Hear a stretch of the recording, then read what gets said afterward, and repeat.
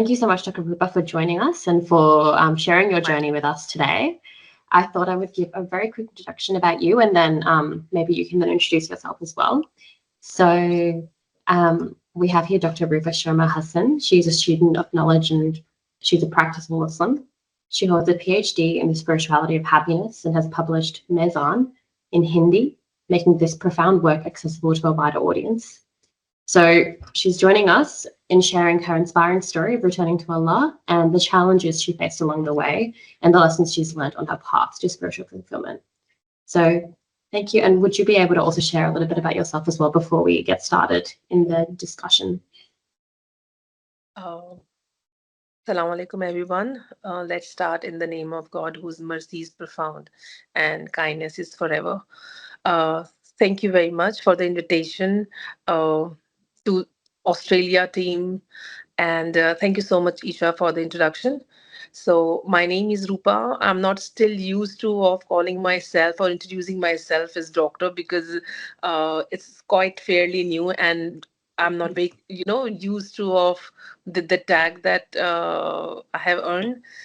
So yes, I'm from India, from New Delhi, born and brought up in New Delhi, in Dubai for last 25 years. In the world in total, completing 50 years. This 9/9 is my birthday. So yeah, almost half a century. I have two lovely kids, a daughter and son. My daughter, she is 22. My son is 20 years old. My husband, and we are living here in Dubai for 25 years. Um, I belong to a joint family born and brought up in a Hindu Brahmin family. So yeah, six brothers and sisters. I'm the fourth daughter, sixth child of the family, quite spoiled one, rebellious from the childhood. The day before yesterday, I was just tearing watching one of the episodes online, and I was just comprehending how my mother used to call me always that she is the rebellious one. And now I don't know whether what she meant then, but yes, I can see in many ways that I have challenged the norms of the society, family, religions, and yeah. So yes, but finally in a very, very, very peaceful zone. Alhamdulillah. That's lovely to hear. I would say that Allah has given us the ability to question and challenge and be that rebellious selves. And yeah, It and is. it's It's a great quality to of being human. It is a exactly, and it's a quality of being privilege human. to explore it. Yeah, So that's amazing. Thank you so much for sharing that. So I guess we can get started in asking you the meaty questions, things that everyone's here to listen about. Um, it will be my pleasure, and I hope that I can add value in anybody's life. That will be an honor, and my purpose is served. Thank you so much for giving me that, you know, platform that way you think that I'm worth sharing anything. Uh, Thank you so much. I'll try my level best to share my, story and journeys if it makes sense to anybody. oh, I'm sure we'll very much appreciate it. So, my first question to you is actually getting sort of a grasp of how this all started and where your rebellious self began. So, in the beginning of this journey that you're talking about, what were the questions or doubts you were seeking answers to?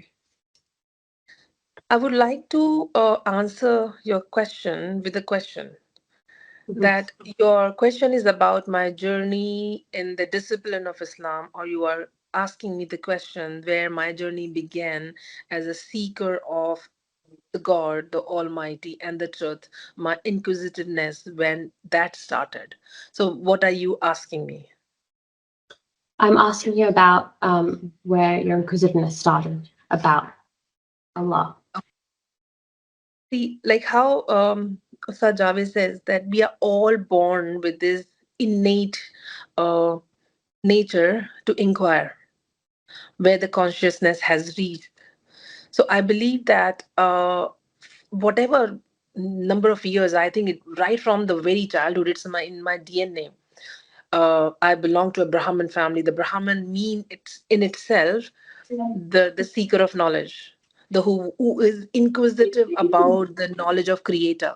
the very word Brahma means the creator, Khalik.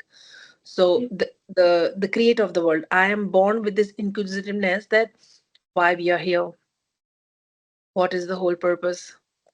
And I don't know if there's something called destiny, because there were two episodes happen that I can name now, but there were more, but two were very, very unique to me. Um, there was in the neighborhood, I always, used to hear this distant adhan and the bell from the temples. And my mother used to wake up early morning. You can say it's tahajjud time. In Hindu culture, it's known as Brahma Muhurat.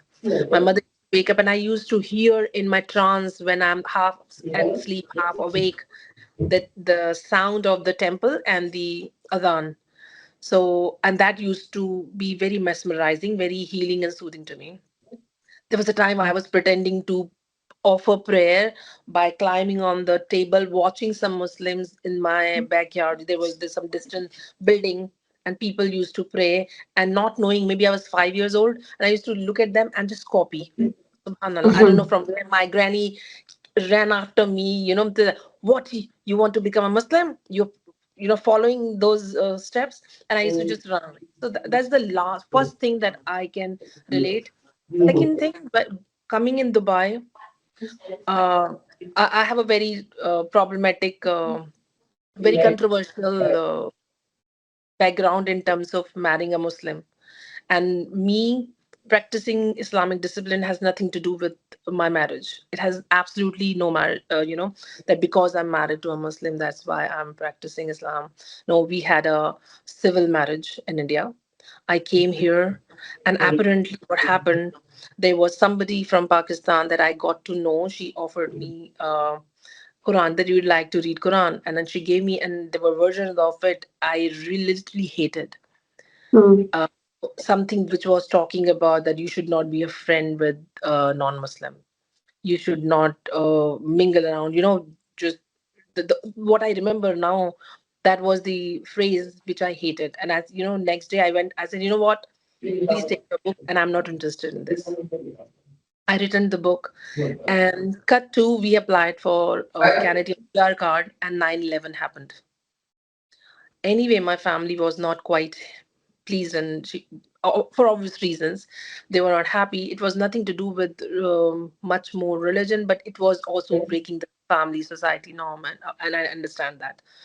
But when 9/11 happened, I woke up early morning and I saw those two twin towers collapsing.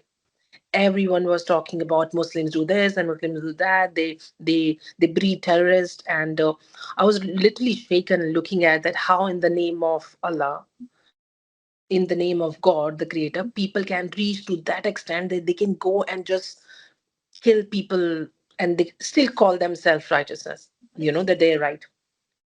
That's where the whole quest started. I started reading Quran to find out what do they learn from this, that they become terrorists. So that was one point where I was, in brief, I started reading. But then there was a part in me was saying, why should I read somebody else's book where I have not read my books? So it was a coincidence. Somebody introduced me to Zakir Naik Sahab, line of work, where there was a interreligious studies, the research, the concept of God in all the religions, the concept of fasting. I explored his line of work, and that's where I said, you know what, I'm not interested in reading Quran. I will rather read what references he's saying, if this research is true. So I refer to the Hindu scriptures, Gita, Vedic literature. And to cut the whole long story short, there was a very convincing book to me, which was by Pandit Ved Prakash Upadhyay, a very deep research in the concept of the last messenger, the last avatar, as per Hindu scriptures, which in his research was Kalki Avatar. And then I said, okay, fine. Now it makes sense that let me read Quran. The last messages, and then I started reading Quran, and again to find faults. That I'm sure I can prove that this is not the God's book. And this is how the whole journey began. But then many things start making sense. And still, there were so many questions I had, and they were unanswered. There were so many parts that they were unanswered. And I was continuously looking and listening to lots of resources, including all, most of the teachers in living and dead. And I used to have this discussion with one of my neighborhood saloon. This lady was from Pakistan, Mariam Momi. I hope you listen to this. And I was talking to her because somebody was commenting about the nail polish. It's haram, and Allah will not accept the prayers if you wear the nail polish. And I said, really? And then we were having this discussion in the parlor. And this lady, she said, Rupa, have you heard of Javed Ahmad Ghamidi? I said, no, never.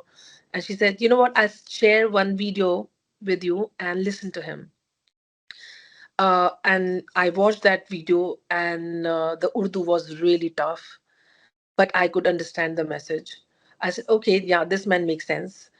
And then one after another, second video, third video, fourth, and I think for a whole lot year, one full year, it was many answers that I was seeking. I found them, and I felt really very convinced that yeah, there's so many things that make sense.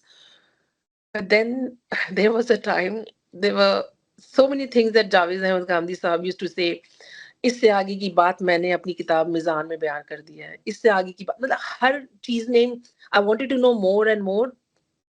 Then I have a little bullhead, Mizan, Mizan, Mizan. I'm sleeping. I say, okay, what the hell? I need to know about this Mizan now. I want to hear the whole story right from the beginning till end, because the Urdu was quite tough for me even to listen to. Then what I did, I asked my friend who introduced me with his work.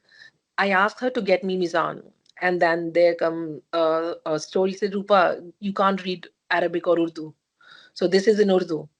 So I said, okay, fine, there must be something in English. She said, no, there's nothing in English. Then I tried to reach the setup in India.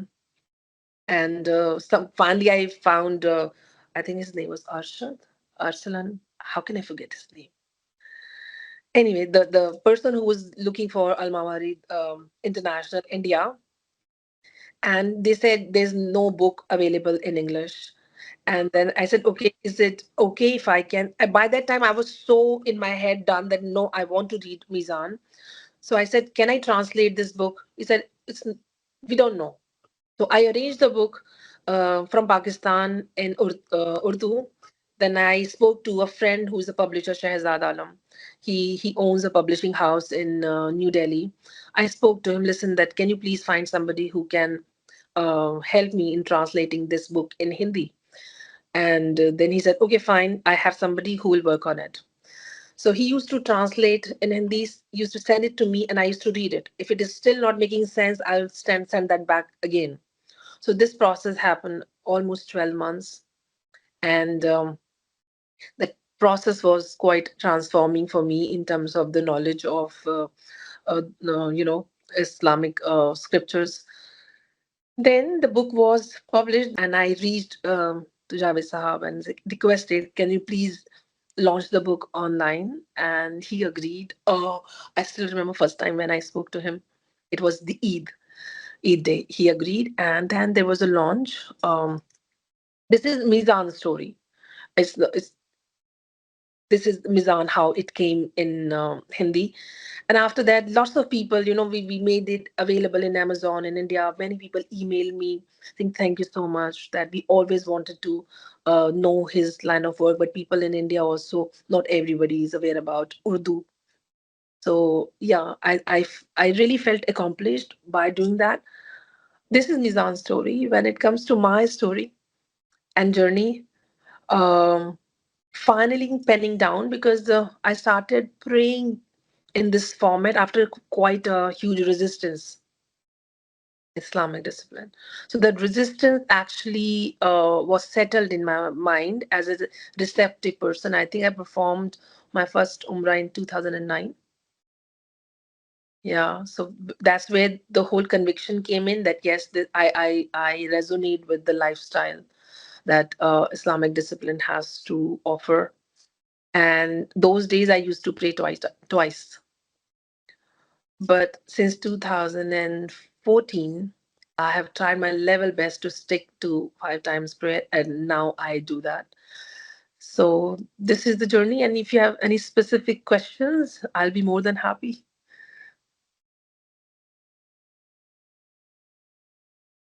Thank you for sharing that, and also for translating Mizan in Hindi. I mean, it sounds like it has given a lot of people a window into understanding the works of Javed and Ahmad. It's quite an Yes. incredible thing that you've done. Yeah, many people can get actually quite uh, those who have doubts about very tiny petty issues, and then they walk out and they don't they stop. I'll tell you one example. A very good friend of mine, she's my best buddy. She's Emirati, born in Islam, half Palestinian, and she stopped praying because she said, Rupa, I wear nail polish. I said, trust me, your nail paint has nothing to do with your relationship with God. You are just closing the door even for having a dialogue. She started praying. Yeah. So and she her this taboo of so many things, not her, there are many people. I think this is beneficial. And again, I would like to say I'm not 100% follower of, because I don't follow one discipline, and I'm still inquisitive, I'm still reading, I'm still exploring. I have understood mysticism more better than ever before. Because then Javed Sahib says that there are three ways to go ahead and find out your answers in the history of mankind. One is philosophical, second is mystical, and third is Ilhami. So when Islam and Judaism and Christianity, they are Ilhami. So I'm still curious about mysticism, and I'm reading, and I've explored the books, and then I pen down again back to the discipline of Islam, because 5 times connecting and disconnecting from the whole world is very mesmerizing and it's very fulfilling. Mhm.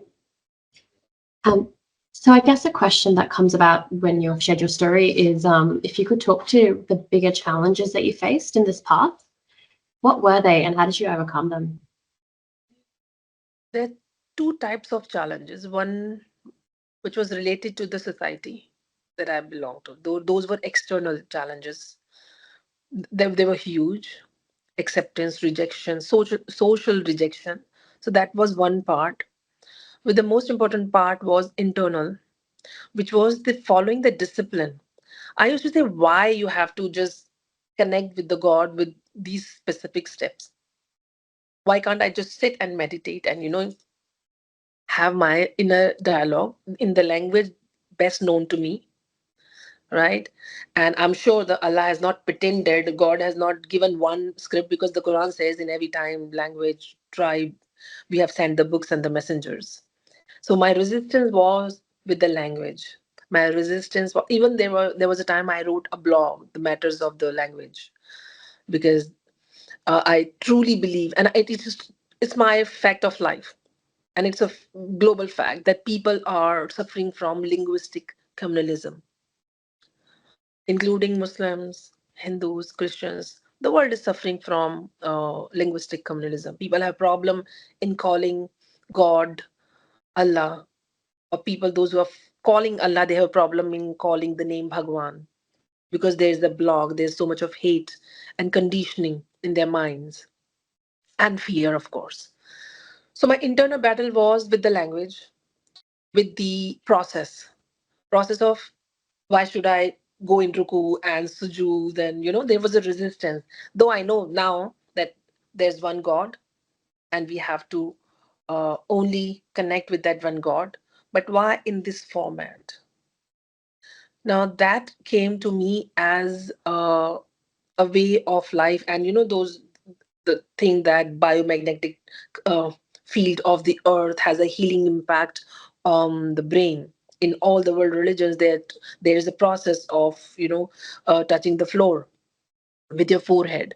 So it's a common sign across. So logically, I started understanding when I'm physically feeling the benefits of 5 times prayer in the way that we are doing is good for the back. Maybe God knew that People will be sitting long hours on in the chairs in the times to come. They need to bow down and they need to have physical exercise, and that is probably one of the benefits as well. So I had to battle and fight with my uh, mind to accept the process of prayer. So that was second. Third one was fasting.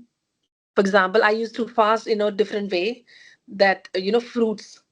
mm, the family I come from, we call it vrat. In our fasting, you can have water, you can have juices, you can have fruits. And I used to, first couple of years, I used to give company to my husband. He used to fast, and I used to have, what, I'm having water because God don't want us to suffer. But then later in my research also, I realized that fasting is for healing and not for God, and God wants us to be healthy and fit, right? And so fasting, the whole process, I had my doubts. But there comes a time, Alhamdulillah, thank God, and I just feel merciful that my conviction has reached to a point that, except these humid um, months, I try and fast even on Mondays and Thursdays and the white nights, full moon night fasting. I try and follow the sunnah of fasting. So yeah, my main resistance was about the language. That why should I call Allah, and lots of hate. I've seen, whatever resistance came was from Muslim people. If there was no book or no, my questions were not answered with the education and my self education, I would have not done anything. I have managed to help my mother-in-law to change her understanding of Islam, because we used to discuss and debate. And there was a time when I'm celebrating Diwali in home, um, and she left the house saying that Allah is gonna be very upset that we are celebrating Diwali. I sat with her and I discussed that, just imagine if Ram was a prophet sent on earth. We discussed about this concept. I studied Quran so many times just to discuss some things with my mother-in-law. Today we have such a harmony in the house that on Diwali even she will cook for us, because we have to open our heart for love and for acceptance. The Surah Baqarah last two ayah, they are talking about, you're not a true Muslim if you do not believe in all the books, all the angels, on the all the messengers sent on this earth before. You're not a true Muslim. When people say they close their mind and they close their intelligence and their hearts to understand others and start hating without knowing. So that was also a challenge. Lots of Muslim people I've met, and they've pushed me further. My journey would have been easier if they were nicer, open in their minds, more receptive, and not full of hate. I, me, myself, and my religion, our religion, this, our prophet, this belongs to us, and this, possessiveness was too much of resistance for me. I said, no, no, no, no. There's something wrong. My journey would have been shorter, much easier if I met good people who belong to Islamic community. Yeah, I hope I answered your question.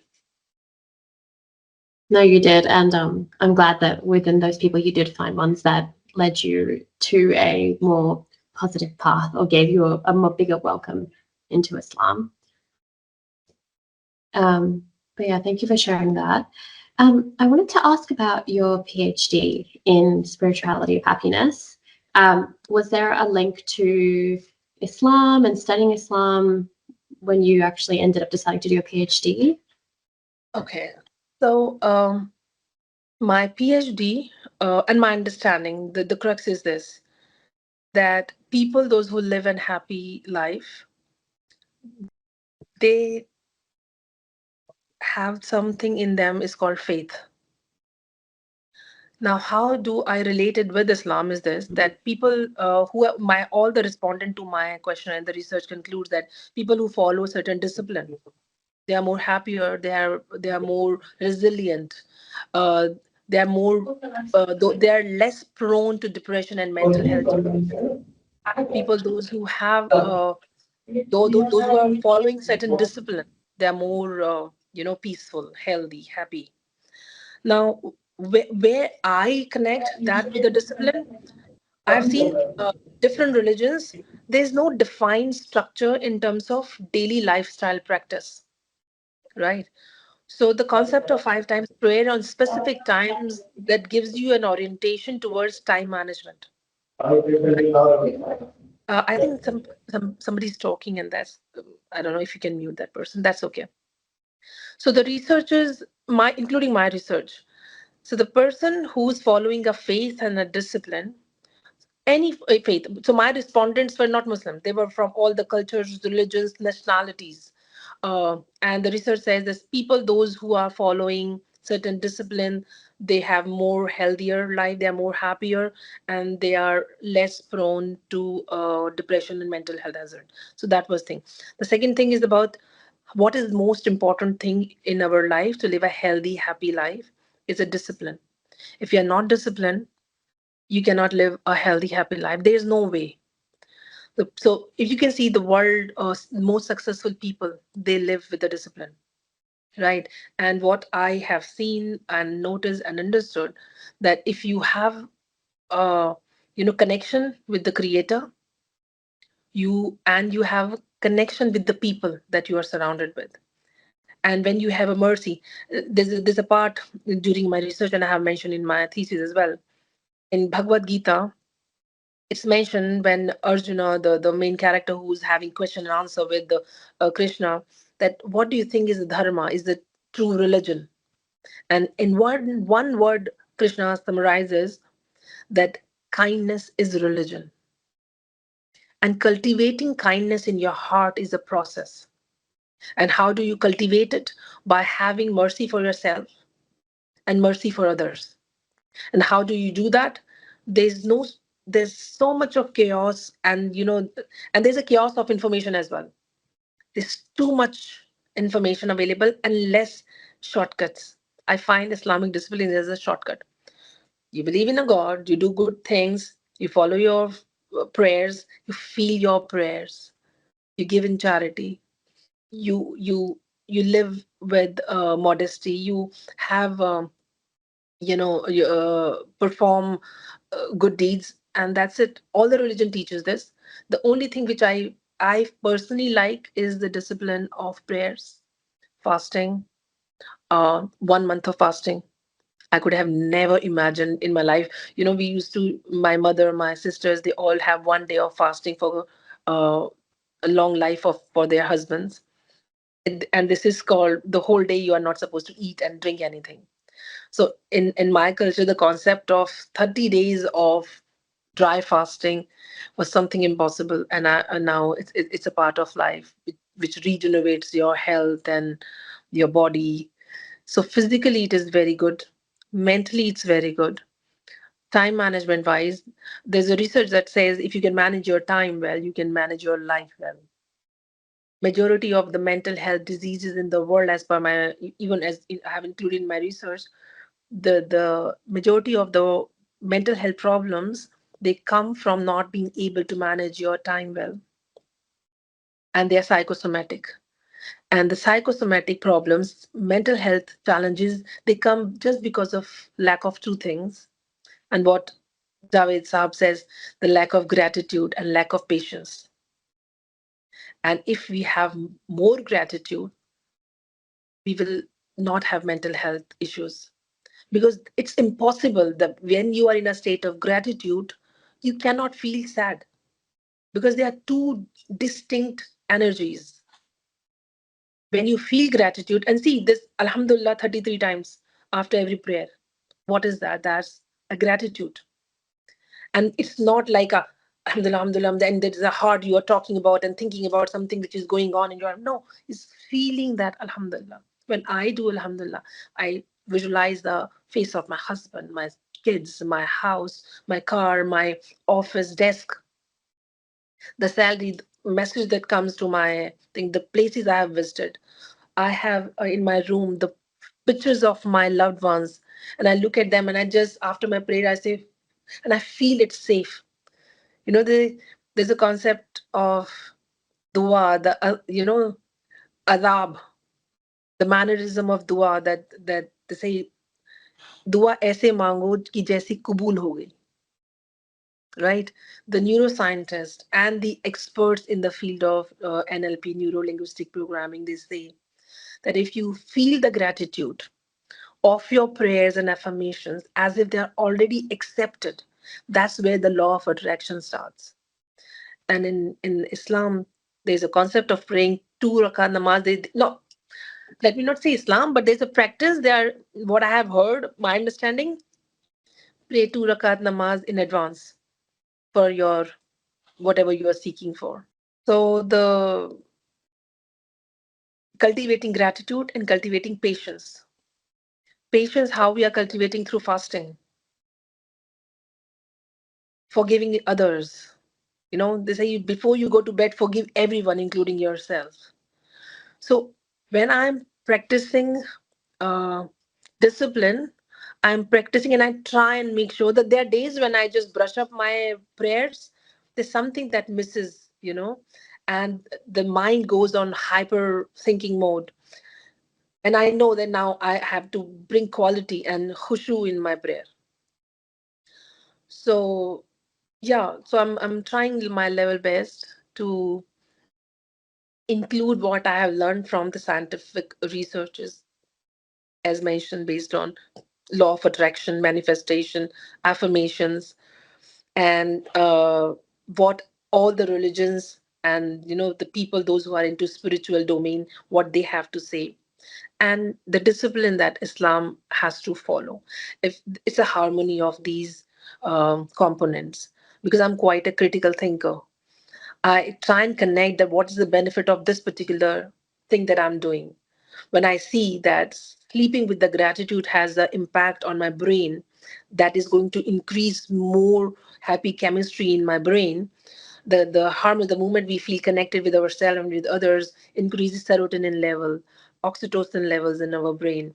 So we are in more physical harmony with ourselves, and uh, in that state, the brain becomes more creative to resolve your conflicts, internal and external, and be more happy, productive, creative to start your day next day. And because we are human beings, we are dealing with people every time we think, feel, and act. This depends on our day-to-day interactions. So, say from first prayer to second prayer, whatever life happens and chaos happens, you get rid of those baggages from prayer to prayer, and that's where the emotional cleansing happens. So yeah, they're the beautiful emotional and spiritual connect. And one very important thing, I think, the mistake that many people make, and I have seen people making mistake in my circle, and beautiful long stories, but to cut it short, that people read duas without even understanding the meanings. So maybe I know very few duas by heart, but I think they are enough for me, and I connect with them spiritually. I read uh, Quran, Bhagavad Gita daily, and I have Khalid Zahir Sahab, WhatsApp group. Every day, one or two, ayah. So these are daily doses which are very important to keep you going. I have audiobooks daily, so I am a seeker of knowledge and truth. So I do not leave my mind and myself away from what I want to cultivate in my life. And of course, Islamic discipline gives me a full structured mannerism, uh, and this is what I like. And people have problem with it. Inshallah, one day they will understand, and I love them. No, inshallah. I think you make a great point about intention. And if we do anything with intention, whether it's to observe gratitude or with our prayer and our study, it can take us a very long way. I thought I would perhaps maybe open up the questions to anybody else if they wanted to pick your brain. I can see that someone's put their hand up. Asad, you can go ahead and ask a question. Assalamu alaikum, Dr. Roopa. Thank you very much for taking out Yes. time for us. It's very enlightening for me, being a parent of children who are grown up, living in a society where they are exposed to uh, like more freedom in terms of what they want to choose their life partners in their life.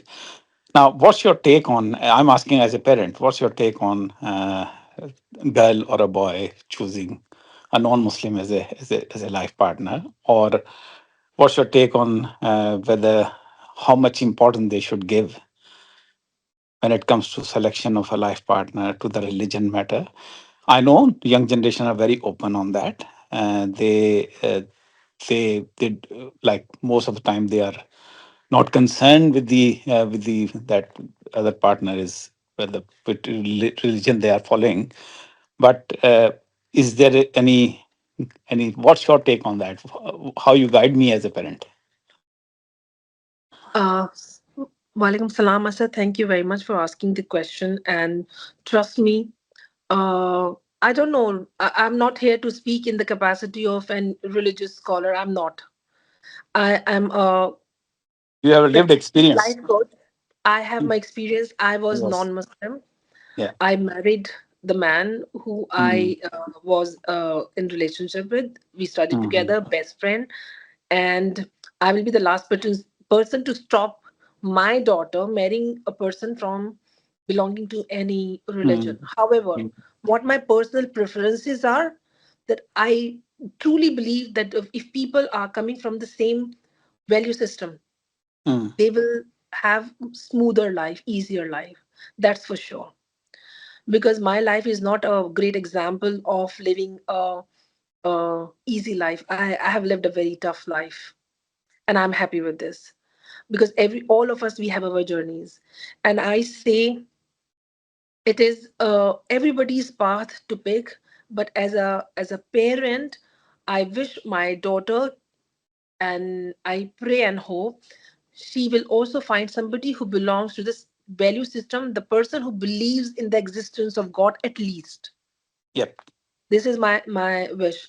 And if the person who believes, who's a believer and who has a faith, will eventually find the way. Advise your children to make a wise decision. And before they can make a decision, they should be aware about what is wise and what is not wise.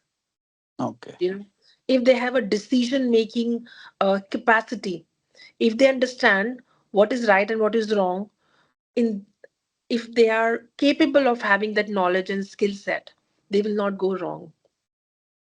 And I know people, they say marrying non-Muslim, the nikah is not valid. I don't believe in this, because my nikah is 100% valid. We had a civil marriage to start with. Mm-hmm. Mm-hmm. And if my husband did not marry me, I would have never been exposed more to what I have learned and understood. This is shutting the door on people. Yep. I don't believe in this. Religiously, is it right and wrong? It can be debatable, and I don't want people to shoot me for that. Mm-hmm. So, teach your children and tell them, if they are having questions, do not shut them. Ask them to explore for the answers. Talk to the right people, those who are knowledgeable and those who make sense. Their things probably do not make sense to you. Probably, let give them opportunity to find out the answers. If the children are not inquisitive and they have been shut on their faces, that do this and do this my way, they're going to be rebellious. Mm. And from your own experience, because you've been an Hindu and now you realize you've been on the both the sides. Uh, I'm how still in much the that? both the sides, because there's no Muslim who will disrespect what has been, like I said, there have been pearls that I have picked up from all the religions, put it Yes. together. It's a beautiful uh, Yes. a piece of art, and I enjoy my life to be look as a ek puri mala. Jisme Mm-hmm. you are not a Muslim if you do not believe in the Hindu Yes. scripture. I Yes. debate that. And I guarantee anybody who is saying out there that Krishna was not a messenger, he's not a true Muslim, because Krishna Mm. was a living entity on earth who born and who died, and he came Mm. up with the book called Gita. Okay. Now, one question always come in my mind, be it Christianity or Hinduism or Buddhism, the element of shirk from the Muslim viewpoint is something which always create a kind of a fear in the mind of a Muslim Mhm, they when they are especially thinking about marrying a non-Muslim. So mhm. what's your experience on that? That is there mushrikana or shirk related values and practices which falls under Okay. that category or no? See, when I married my husband, I used to definitely, I was into idol worshipping, and I Hmm. have my temple in my house, right? Okay. But and at that time, I was not even educated Hindu. Okay. And I believe most of the people, 99% and 99.9% people, they are not aware about these scriptures. Okay. When I was not, and when I got to know more about Sanatan Dharma, basically Hindu is not a word written in the scriptures. People living right next to the Indus Valley and Indus, Hind Mahasagar, Indian Ocean, they used to be called Hindu, including Hindu, Muslim, whoever. So Sanatan Dharma, it in English, it's called eternal religion. When I got to know about the books, I understood there was always a discipline of having a one formless God. There's a people who were doing the idol worshipping. There were people within eternal religion in the Sanatan Dharma, worshipping formless God, Okay. and based on their true nature, they are following their own disciplines. Now, your question to me is this: that if tell me please, correct me if I'm wrong, what is my journey from idol worshipping to Islam, or Yeah. what? Yeah. What's your journey and how you share that Okay. in terms of yeah. Okay, I'll tell you, to me right now my intelligence has reached to a point where I see that I'm able to connect with the formless God, right? Okay. Yes. Having said that, if you think that I look at a statue and I'll say disrespect is a stone, no. I will still have the respect that whatever, and to me, there are no God signs that this is God. So my disconnection happened at a level of that this is maybe people, those who fall in love with by looking at the people, it's their belief, their system. God will guide them on the right path whenever Mm. their time has come, when they're ready. They say when the student is ready, the teacher appears. So God will judge them. I'm not the judge who's a believer, who's not. For my journey, I can say that I cannot throw away an idol, or I cannot be disrespectful to anybody who's worshipping an idol. I would Mhm. still, for me, earlier I knew that there were angels. उनकी मैं बताती हूँ, for example, Brahma, Vishnu, Mahesh. There's a concept of angels in Islam, right? Yeah. And the people, those who are worshipping the idols of the angels, it's their ignorance. And some Yeah. people, they say that they are trying to concentrate by looking at the form so that they can connect to the higher. It's their belief and faith. Right or Mm. wrong, I will not comment. It's not my domain. And not Mm. I'm not interested in other people at all. I'm interested in my connection. Yep. Yes, if my story, some people can resonate, Helen was Helen. Otherwise, I cannot disrespect those who are Mhm. into idol worshipping. Yes, I have my own path. In Sanatan Dharma, it's called Nirgun Brahma, a formless God. And Okay. there's room for that. There's a full discipline. And within it, in Sanatan Dharma, you will find Arya Samaji. They were all worshipping based on the Vedic principles. They were preaching formless God and the existence of one God. Ekam Ishram Asti Dvitam Nasti. There is no God. In fact, the prayer that Hindus recite, Tum bin aur na duja la ilaha illallah, there in very first few lines, the kalma is there. Yeah. Making sense. Making sense. Yeah. Everybody has their journey, and trust me, and to me, I don't think so. I don't know, my understanding, they all at the end they will all get there, because So merciful cannot leave the children in dark. yeah. The light will reach everyone. Yeah. No, thank you, Dr. Rupa. Thank you very much for sort of explaining that in a different way. It's, Thank you. thanks a lot for that. Thank you so much. Thank you for your question, Asafankum. Does anybody have any more questions? We've got a few minutes left. अच्छा, मैं उर्दू में ही सवाल पूछूंगा।